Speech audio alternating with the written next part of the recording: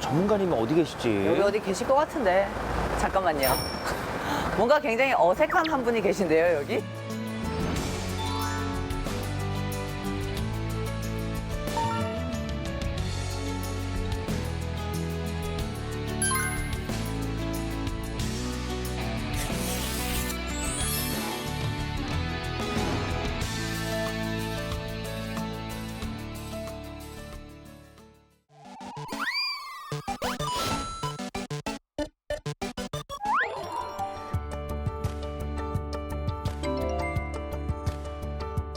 이제 정말 발전시키는 우리 많은 이제 네. 작가들이죠. 네네. 네.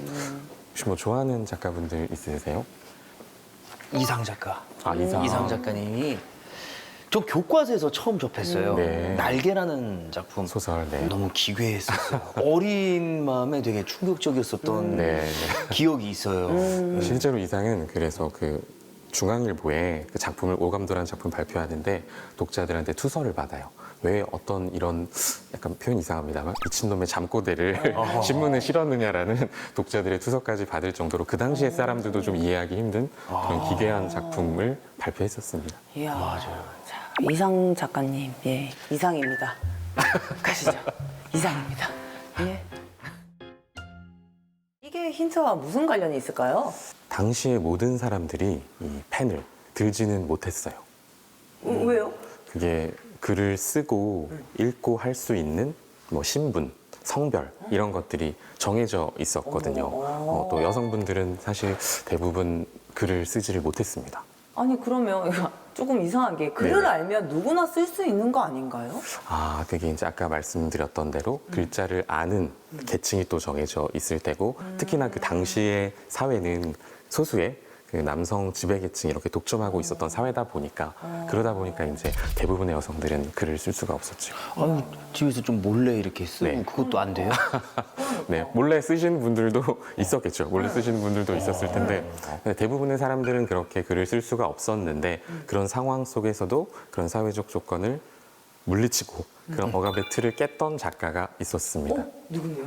제가 오늘 소개해드릴 오만과 편견의 작가 제인 오스틴입니다.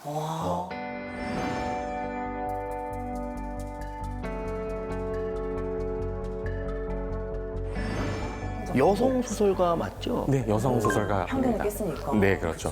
근데 요새는 여성 소설가라는 표현은 잘 안 쓰는 것 같아요. 그렇죠. 네. 아무래도 네.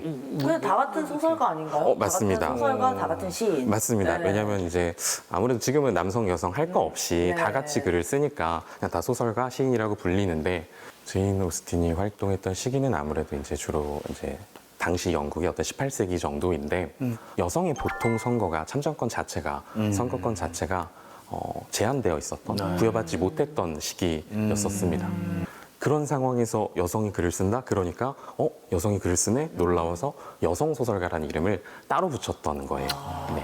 그러면 어떻게 글을 쓸 수 있었던 거예요? 유명한 여성 작가 중에 버지니아 울프라고 하는 작가가 있는데 그 사람이 그런 말을 했어요. 여성 작가가 글을 쓰기 위해서는 1년에 500파운드의 돈과 자기만의 방이 필요하다. 이런 말을 했거든요. 왜요? 그만큼 이제 어떤 물질적인 조건과 사회적인 조건이 갖춰져야 더 까다롭다. 여성으로서 글을 쓸 수 꿈을 내야 있다라는 된다잖아요. 거죠. 그렇죠. 꿈을 쓰는 거. 쓰려고 하려면 글을 쓰기 위해선 그런 조건이 갖춰져야 된다는 거죠. 그러니까 그만큼 여성 소설가들이 탄생할 수 있었다라고 하는 건 그런 물질적인 조건들이 점차 사람들에게 좀 퍼져나가기 시작했던 사회였다. 그렇게 여성 소설가들이 대거 등장하게 됐던 것 같습니다. 그러면 그 당시에 우리 제인 오스틴은 네. 어떤 반응이었나요? 당대에도 약간의 반응을 얻기는 했는데 네. 지금처럼 막 대문호의 반열에 오를 정도 반응까지는 아니었어요. 사실 좀 사후에 비평가들이나 아니면 사랑하는 독자들에 의해서 지금의 명성을 좀 안타깝지만 죽음 이후에 더 크게 쌓았던 것 같습니다. 그러면 이제 그 오만과 편견은 네네. 무슨 내용인가요? 오만과 편견이요. 네. 간략하게 말씀드리면 네. 그 제인 오스틴이 살았던 18세기를 배경으로 하는 사랑 로맨스 이야기인데요.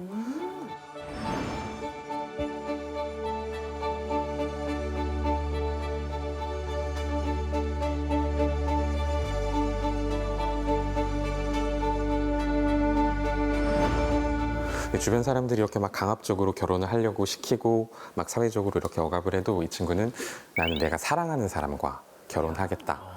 이렇게 말을 하면서 네, 진짜 로맨스죠. 멋있다. 그래서 마지막에는 진짜로 그 디아즈라고 하는 다른 귀족과 약간 뭐 밀당, 썸 이런 걸 타다가 결국 사랑과 결혼을 다 쟁취합니다. 와. 그런 내용입니다. 영화로도 있잖아요, 그죠? 영화로도 있습니다. 아, 영화로도 있고 영화가. 드라마로도 있고요. 근데 왜 제목이 오만과 편견인가요? 아, 그건 이제 뭐 해석의 여지에 따라 좀 다르긴 하겠지만 거기서 아까 말씀드렸던 주인공과 이 썸을 타고 있는 그 귀족 남성이 처음에 좀 오만했거든요. 아. 오만한 태도를 보였어요. 반대로 편견은 엘리자베스도 저 오만했던 남성에게 좀 편견을 가지고 있었어요. 아. 그런 편견을 조금씩 깨어 나가게 되는 그런 과정을 보여주고 있어서 그래서 각자의 감정을 그냥 제목에 실었네요. 그쵸, 그쵸. 상대의 감정을. 그쵸. 잘못 가지고 있었던 감정들. 와. 그럼 그 평론가님은 네. 오만과 편견 그거 좋아하세요? 아, 저도 무척 아. 좋아하고 사실 저보다는 영국인들이 굉장히 사랑하는 뭐 세계의 사람들이 사랑하는 작품이에요. 진짜요? 그리고 이게 얼마나 대단한 평가를 받고 있냐면 그 BBC에서 설문조사를 했거든요. 거기서 자기 자국 국가에 정말 많은 사람들이 있잖아요. 뭐 거기 진짜 어마어마한 사람들이 있는데 1등이 셰익스피어였고 2등이 바로 제인 오스틴이었습니다. 그 정도로 사랑을 받는 작가예요. 왜요?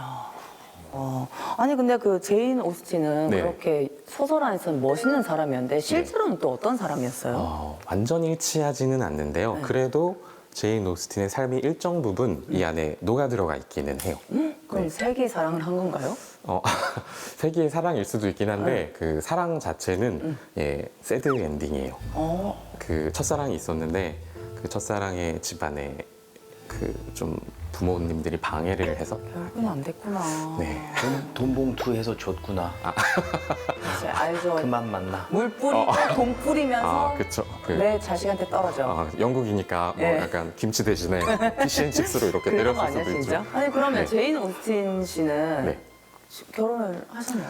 결국에는 네. 못했습니다. 결론적으로 말하자면 나중에 그래서 막 연하남한테 약간 청혼 제의도 받고 본인도 처음에 승낙을 했다가 하루 뒤에 그거를 나 안 하겠다 거부를 해요. 왜요? 내가 사랑하지 않는 사람과 결혼하지 않으려 했던 것 같아요. 그런 신념을 지키면서 평생 독신으로 미혼으로 살다가 예 돌아가셨습니다. 아니 근데 되게 멋있기는 한데 네. 아니 독신인데 어떻게 그렇게 로맨스 소설을 잘 쓸 수가 있었죠?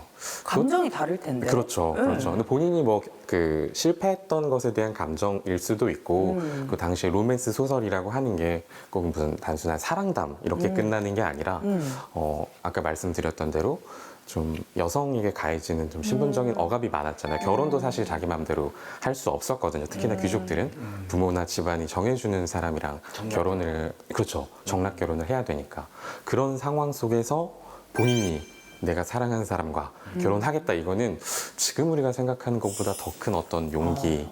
그럴 수 있을까? 그러니까 이게 생계 때문에 결혼을 하는 건데. 네네. 연애는 진짜 더 쉽지가 않았을 것 같아요. 맞아요. 지금 우리가 네. 뭐 원하는 사람과 만나서 헤어지고 이런 게 자유롭잖아요. 네. 근데 그 당시에는 그 자유연애라고 하는 게 상상도 할 수 없었던 거기는 해요. 특히나 그 귀족들에게는. 그래서 나중에는 근대 초기에는 우리 자유연애를 하자가 어떤 정치적인 표어로 등장을 했던 거예요. 마치 그 내가 사랑하는 사람과 연애하고 사랑하겠다가 어떤 정치적인 해방 과정이기도 했던 것 같습니다.